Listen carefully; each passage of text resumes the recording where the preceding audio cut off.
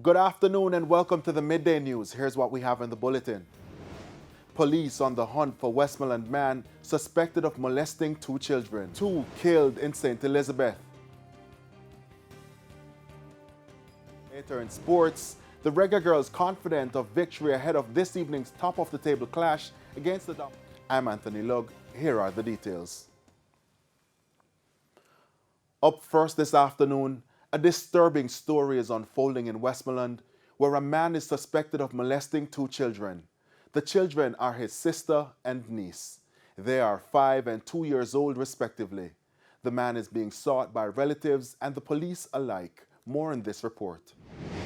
Every parent will feel hurt. A warning to other parents from a terrified and angry mother. Her 5-year-old daughter is now in hospital after she was molested, allegedly by her older brother. Water gone 3 days. So she was going to school. So me wake 5 in the morning and catch some water, put in the machine. When me wash her clothes, 3 panty for her. Hanging pan the line, me feel one of the panty with slime. Me said then, my panty have slime, water, car slime. The mother said she immediately got the authorities involved. When the police bring me to here, and them test, our virginity gone and everything gone. A second child, who also lives at the family home, has also been taken to the hospital for checks as they suspect she may have also been a victim. She is understood to be 2 years old and is the niece of the man. Family and residents have shared pictures of the main suspect with friends and neighbors to help widen the search for him. The police are also seeking the relative who they believe can assist with their investigation into the matter. Turn himself to me, not the police, me. Me is the one when tell lie. The mother said she hopes her son turned predator hears the appeal and come forward immediately. But while the predator is still on the run, the mother is asking persons not to harbor him and to also be wary of who they keep around their children. All parents like me, 6 child, she's the last one, be careful. A family and friends all over. When we caught up with the family members, they were taking supplies to the children at hospital. The 2 girls are students who should be in school, but instead they are in hospital due to a despicable act. Cody and Barrett, TVJ News. The St. Elizabeth police have their hands full following the shooting death of 2 men in separate incidents. As Sandy Williams reports, the killings happened just minutes apart. About 9:40 Monday evening, 29-year-old shopkeeper Sharik Logan of Middlesex District was walking through this track after leaving his shop when he was approached by men armed with high-powered weapons. Logan was shot several times shortly after. The men fled the scene in a waiting motor car. The police were alerted. On arrival, Logan was found lying in a pool of blood. He was taken to hospital where he was pronounced dead. Minutes later, the police were alerted to another shooting in Pepper District where 61-year-old Patrick Walford was fatally shot. It's understood that Mr. Walford was at the back of his house when family members who were inside heard loud explosions and made an alarm. His body was found with gunshot wounds. He was later pronounced dead at hospital. These 2 latest incidents bring to 12 the number of people murdered in the parish since the start of the year, and 4 in less than 72 hours. On Sunday, 2 farmers were shot and killed in separate incidents in the parish. Sandy Williams, TVJ News. In other news, Hanover is receiving a facelift through the Paint the City, Paint the Town project by the Ministry of Local Government and Rural Development. The official launch took place over the weekend in Lucy. Cody and Barrett tells us more. Welcome to Hanover. The new sign entering the parish was unveiled by Minister of Local Government and Rural Development, Desmond McKenzie, over the weekend. This marks the beginning of a series of improvements to the parish as the ministry moved to enhance the richness of the town. Several other areas received new signs and was repainted, and more renovations are expected soon. According to Mr. McKenzie, his ministry saw where the program could be expanded outside of Kingston. We started in Brownstown, in St. Anne, and I decided to have the launch in the western part of the island. And we chose Lucy as the location for the official launch of the Painted City. The mayor of Lucy, Sheridan Samuels, highlighted some of the upgrades, which included preparation for a new garbage disposal area, a mural, and a new park. We have recently designed and developed a park in the town where persons will have access to free Wi-Fi. You hear what I say? Free Wi-Fi as they sit, relax, and even to quote. When I say to quote, you know what that means? And promises of a new community center. Well, I'm pleased to announce this morning that the Social Development Commission has been tasked to get the community center in Blenheim and Hanover, in the birthplace of Sir Alexander Bustamante. We are hoping that we'll be able to complete it for the 60th anniversary of Jamaica's independence. But the concern about whether the infrastructure will be maintained was raised. Citizens are also being reminded to keep the environment clean. I must extend to you is a request that this is maintained, that we, not only in our official positions as elected officials, but as ordinary citizens, that we play our part in ensuring that this beauty is not a one-day event, not this launch and it is over, but that every day we travel through the town, we play our part, whether it means the garbage collection, whether it means our very treatment of the signs, because very often they're destroyed. Cody Barrett, TVJ News.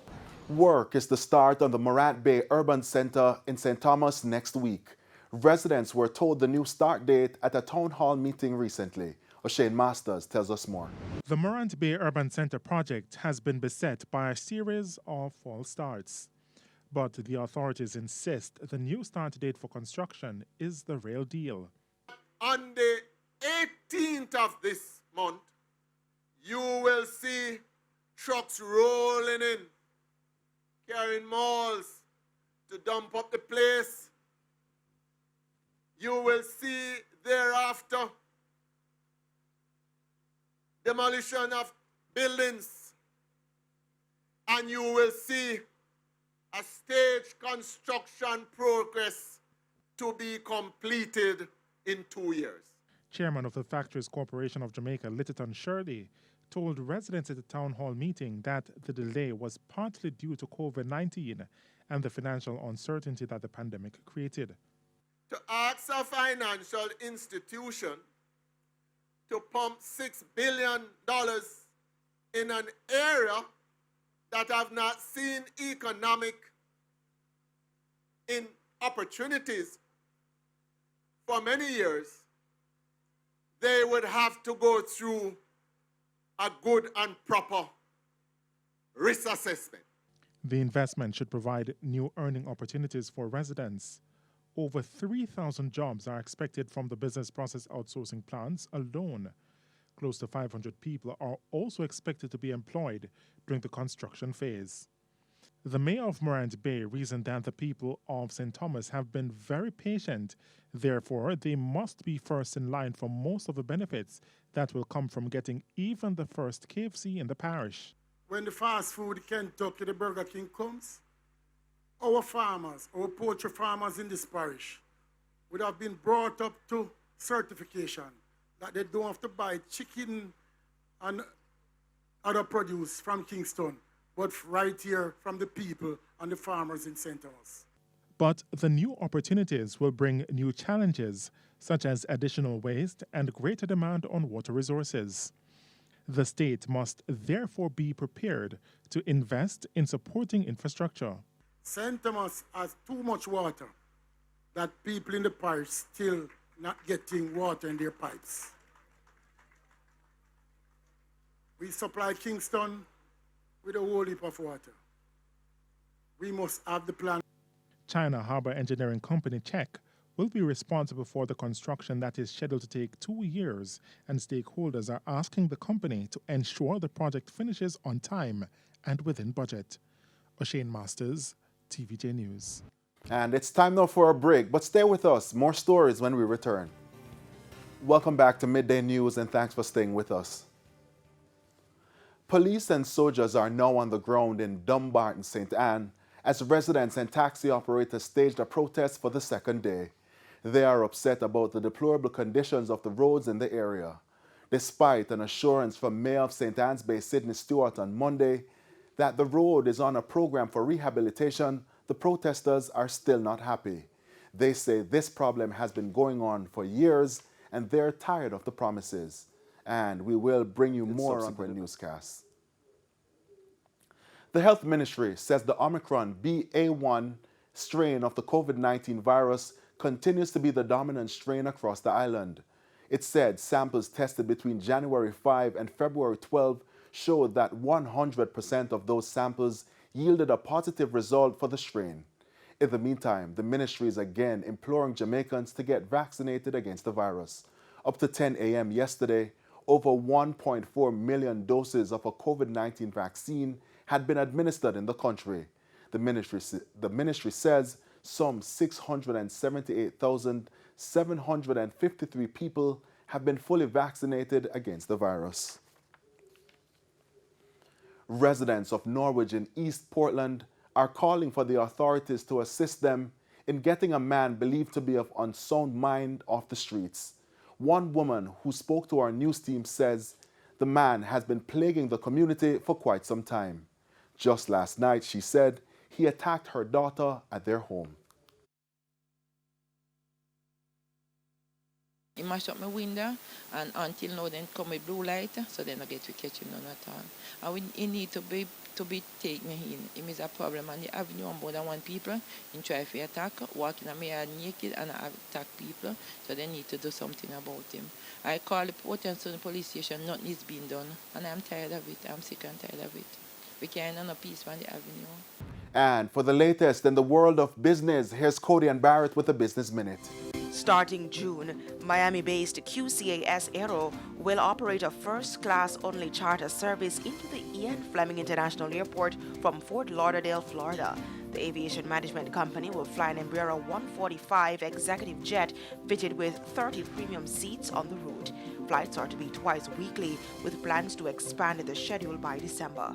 The announcement comes days after American Airlines disclosed plans to fly into the Ian Fleming International Airport as of November. And the global bank Citi has launched a new loan facility for businesses seeking to increase working capital and build out sustainable projects. Citi says the facility comes after the success of its sustainable supply chain finance offering. The sustainable trade and working capital loans are geared toward entities needing additional working capital and financing for international trade activities, along with general day-to-day commercial liquidity needs. And that's it for the Business Minute. I'm Cody Ann Barrett. Time now for the top regional and international stories. Here's Sandy Williams. In the region, police in Trinidad and Tobago are investigating the murder of a pastor who was shot on Monday night after conducting a service in Maribela. The police said Kerwin Davis died at the scene and that 2 female relatives escaped without injuries. They said that Davis was driving his vehicle around 8:45 p.m. when gunmen fired upon the vehicle, hitting him several times. The car crashed into a nearby drain and the killers ran off through a nearby truck. The police have no motive for the killing. On the international scene, multiple people were shot in a New York City subway station during rush hour on Tuesday.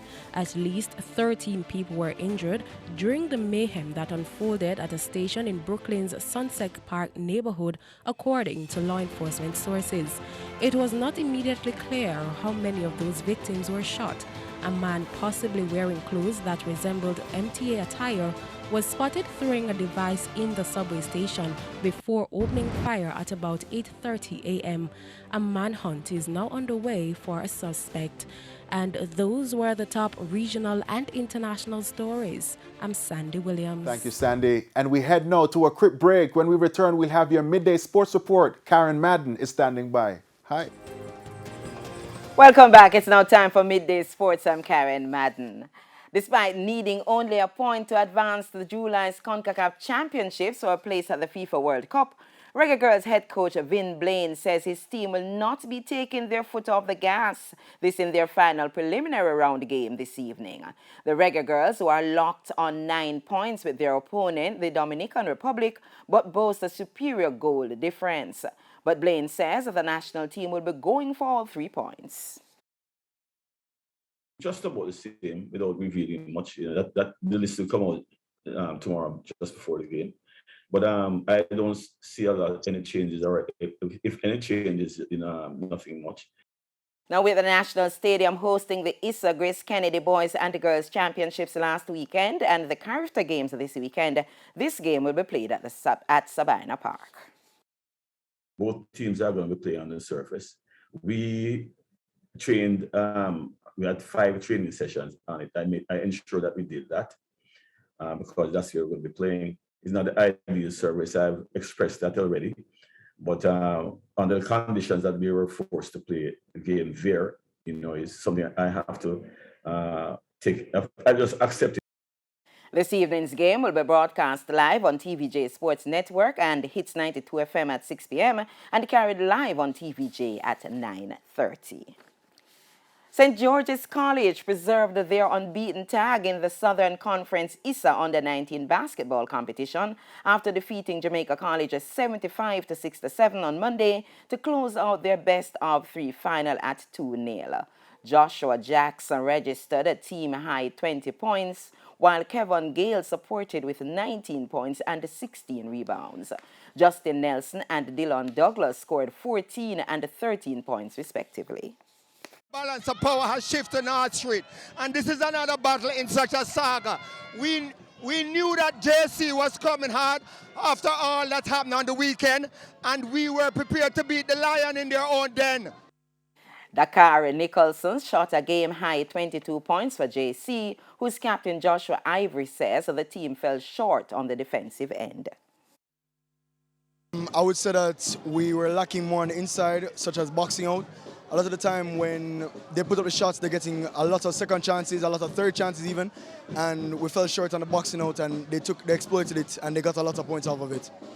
Meanwhile, Game 2 of the Central Final between hosts Manchester High and St. Elizabeth Technical will be played on Wednesday after heavy rains on Monday made the court unsafe for play.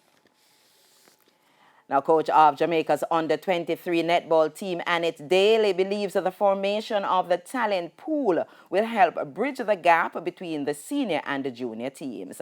The senior team is ranked at 4th in the world. However, Daly says there has been a fundamental problem affecting the sport.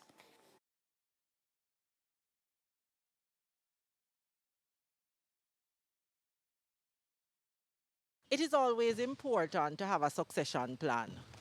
And what you find happening is that the transitions from the different programs, we have been having challenges with that. So Netball Jamaica is now working on ensuring that whatever competition there is, and whenever it is necessary, that the ladies are able to transition without the standard of the game falling any time.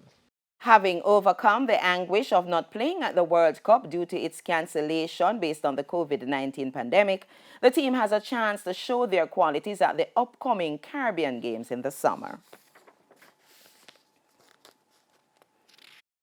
The purpose of this squad is to ensure that there are players ready and able to transition into the senior program, but they will also have competitions for themselves because they will participate in the under-23 competitions such as the Canac Games. That's it for your Midday Sports report, but do stay with us. All right, thank you very much, Karen. And that's the Midday News. I'm Anthony Lugg. Join us at 7 for Primetime News. On behalf of the news, sports, and production teams, good afternoon.